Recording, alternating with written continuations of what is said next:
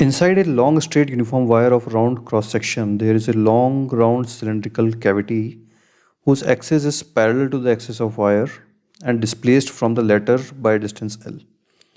So this is the round wire, and inside that there is a cavity which is at a distance L from the axis, and radius of the larger conductor is R. Actually it's not given this R. Anyway, a direct current of density J flows along the wire. So J ampere per meter square. Find the magnetic induction inside the cavity. Consider in particular the case when L is equal to 0. So this, by principle of superposition, we can fill in this cavity with the current going upwards. So there's a whole uniform current flowing through the whole conductor, and we can add a inverse current of the same magnitude and opposite direction. So from the top, this figure will look like this. So now both the conductors are full. There is no cavity. The current in this conductor is going upwards and current in this conductor is going downwards. So in that small part, the current is I, and this small part current is I in negative direction.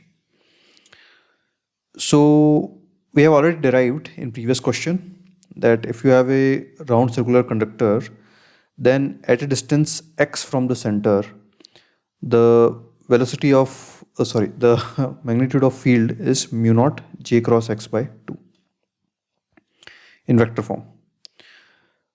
So let's take a general point P inside the cavity, because that's what we are supposed to find the magnetic induction inside the cavity. So for the general point P inside the cavity, from the center of the bigger conductor, let's say it's R1 vector, and from the center of the smaller conductor, it is R2 vector, and this is L vector, right? So B is due to the bigger conductor 1 and due to the smaller conductor 2. So B is B1 plus B2. Now because of bigger conductor, it is, so using this formula, it is mu naught by 2 j cross R1. But due to smaller conductor, there will be a minus sign because current is going in opposite direction. So minus of mu naught by 2 j cross R2.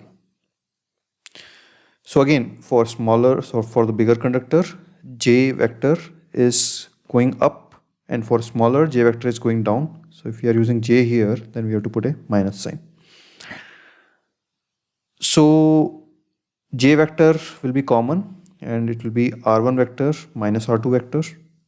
And from the diagram, we can see R1 minus R2 is L vector.